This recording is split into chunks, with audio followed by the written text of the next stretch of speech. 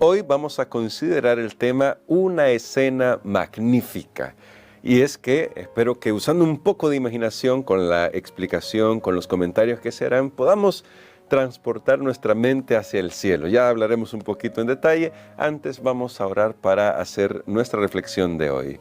Bondadoso Padre, gracias porque a través de tu palabra nos revelas, nos muestras más allá de nuestra realidad presente todo lo que tú haces en nuestro favor y nos permites entrar a la sala del trono incluso. Ayúdanos a aprovechar al máximo esa revelación especial que tú nos das en el nombre de Cristo Jesús. Amén. Para hoy, Pastor Dani Perla, la lección nos invita a hacer una conexión con el libro de Daniel, porque Daniel y Apocalipsis, esos dos libros son complementarios. Iba a decir de alguna manera complementarios, pero no, son complementarios en realidad.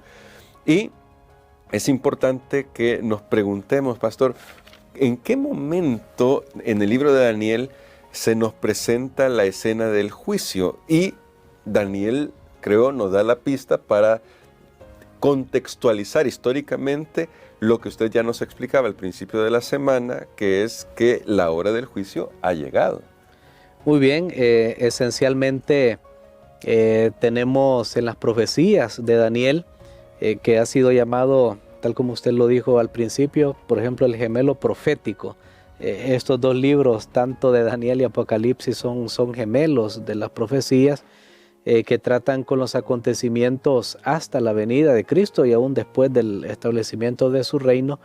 Y allí encontramos una descripción de los poderes de este mundo, especialmente desde la época de Daniel. Fue la época donde hubo grandes imperios, por ejemplo el de Babilonia, y de ahí en adelante, y encontramos una serie de acontecimientos. No vamos a poder estudiar específicamente esto hoy, pero ahí encontramos que después de un gran reino, por ejemplo estuvo Babilonia, iba a caer y sucedía otro reino, Medo-Persia, y así iba a caer y venía Grecia, y lo mismo iba a pasar, y luego venía Roma. Y después el libro de Daniel nos detalla que iba a haber una persecución terrible contra los santos del Altísimo, y esa persecución especialmente fue originada después de que Cristo vino a esta tierra. Recordemos la profecía que habíamos visto en Apocalipsis 12, que cuando Satanás no pudo destruir a aquel hijo varón, cuando vio que Jesús no pudo ser derrotado, él vuelca su ira, su odio contra la iglesia, y que son sus representantes de Jesús aquí. Y entonces ahí tenemos nosotros ese momento donde, después de una larga persecución de lo que se ha llamado la edad oscura, la edad media, una larga persecución, después de eso se nos muestra a Dios haciendo juicio. Sé que el juicio es buenas noticias por dos razones. Número uno, lo que vimos es el Evangelio, claro, pero no lo mencionamos anteriormente y lo vamos a mencionar ahora.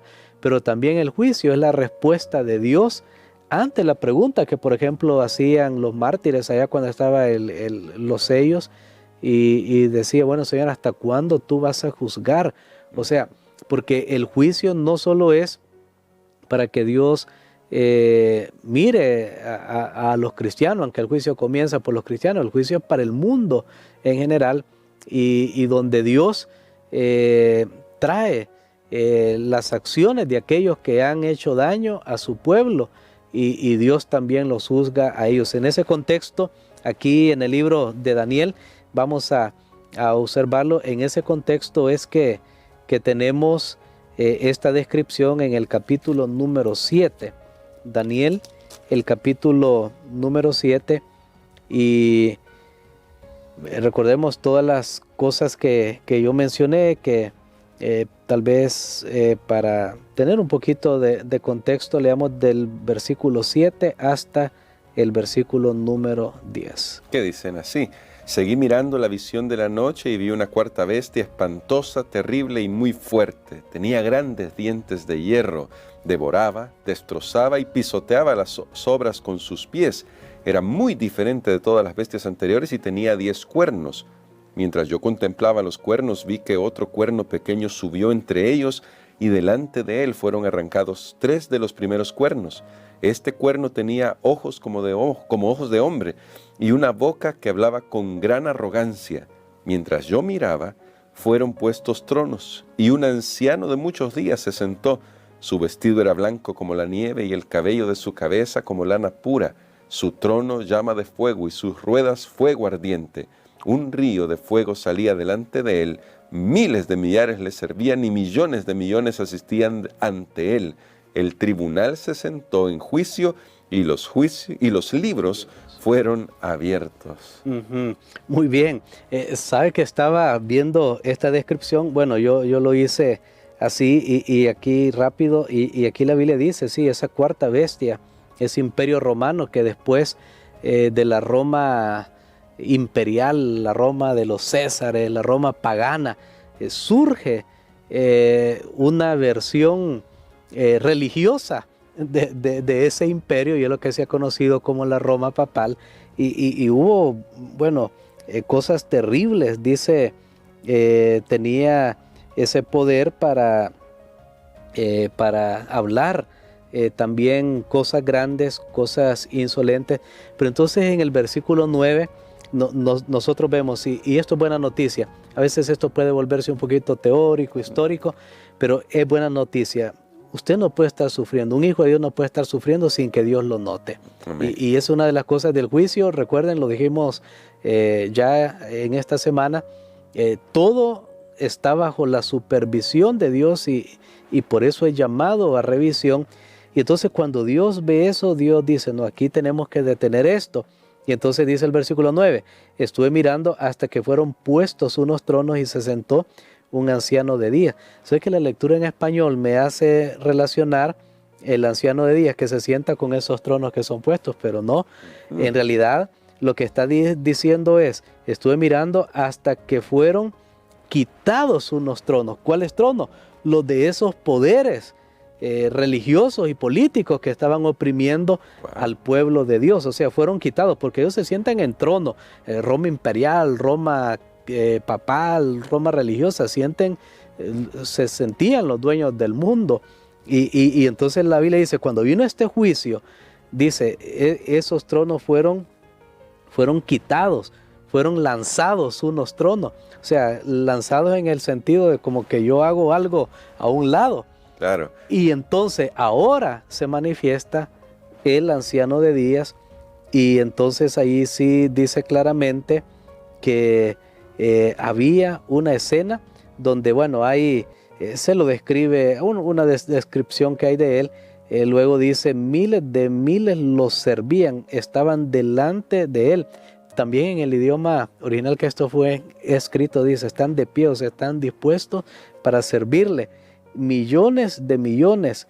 El juez se sentó y los libros fueron abiertos. Inició una etapa de juicio que disminuyó grandemente la actividad que venía de persecución contra los cristianos, la actividad de la Roma papal, y por esa razón es que el juicio también es muy importante. Así que aquí estamos haciendo un poquito de repaso de historia. No podemos entrar y de resumen cada uno de estos textos. Nos tomaría, y cada palabra de estos textos, mucho tiempo. Pero creo que lo importante, hermano Gerson, y para nuestros amigos aquí, es saber que estas escenas de juicio siempre son a favor del pueblo de Dios. Y ese es el punto. Esto es a favor, no en contra del que es enemigo de Dios, pero del que es amigo de Dios, del que quiere salvarse, hay buenas noticias. Y pastor, bueno, aquí siempre en este texto, porque creo que sería bueno destacar este pasaje, dice que en el verso 14, cuando el Hijo del Hombre, eso ya se tocó esa expresión antes en esta misma lección, fue llevado ante él, le fue dado dominio y la gloria y reino, y todos los pueblos, naciones y lenguas le sirvieron. Su dominio es eterno, que nunca pasará, y su reino uno, que no será destruido. Y luego en el verso 27 dice, y el reino, el dominio y la majestad de los reinos debajo de todo el cielo serán dados al pueblo de los santos del Altísimo, cuyo reino es reino eterno, y todos los dominios le servirán y obedecerán. En este sentido, pastor, y quizás para terminar nuestra reflexión, por lo que usted ya decía, a pesar de lo que los poderes enemigos han hecho con el pueblo de Dios, Dios dice que el resultado del juicio es muy positivo para nosotros. Totalmente, porque incluye reinar con Cristo. Amén. Notemos, no solo, miren cómo cambian las escenas, y eso es lo que hace el juicio, que después de que el pueblo de Dios ha estado pisoteado, perseguido, maltratado en este mundo, hay problemas, hay dificultades. Después en ese juicio Dios condena a los opresores, incluyendo al opresor pues principal, que es el diablo, claro, en todas las etapas del juicio. Todavía no hemos entrado en esto, Claro. que el juicio va en varias etapas. Estoy hablando en global en este momento. Después de eso, el pueblo de Dios es vindicado juntamente con Dios y es puesto en tronos, mientras Amén. que los poderes que veíamos Son quitados. opresores son quitados, el pueblo de Dios es puesto. De hecho, la promesa para la última iglesia de Apocalipsis es: si tú vences, parafraseándolo, al que venciere, yo le daré que se siente conmigo en mi trono, así como yo he vencido y me he sentado con mi Padre en su trono. Hay buenas nuevas, hay buenas noticias. El pueblo de Dios va a ser puesto en una posición de honor por confiar en Jesucristo como su Señor y Salvador personal. Amén. Entonces, pastor, quisiera que orara por nosotros por eso, porque con esta perspectiva, aunque como ha dicho nuestro pastor, ha sido resumido un poco los comentarios que nos hablan de estos pasajes de Daniel 7, pero que con esta perspectiva miremos el futuro con esperanza, pero eso sí, como ya se ha dicho, que lo miremos decidiendo cada día entregar nuestra vida a Jesús. Amén. Padre, gracias te damos, Señor, por estas buenas noticias. Gracias porque tú esta hora nos has dicho que no hay sufrimiento que dure para siempre, no hay dolor, no hay angustia, no hay situación que va a ser definitiva en tu pueblo, en esta tierra, sino que tú tienes un plan maravilloso, y es que pueda vivir y reinar contigo para siempre, por la eternidad. Ayúdanos a esperar, Señor. Sabemos que por razones que nosotros no podemos entender completamente, el mal todavía se extiende en esta tierra. Solo ayúdanos, Señor, para formar parte de la verdad y de la justicia, para hacernos amigos de Jesús. Y Padre, te damos gracias porque todavía podemos aceptar la invitación de venir a Jesús y ser salvos. En ese nombre precioso lo pedimos. Amén. Amén.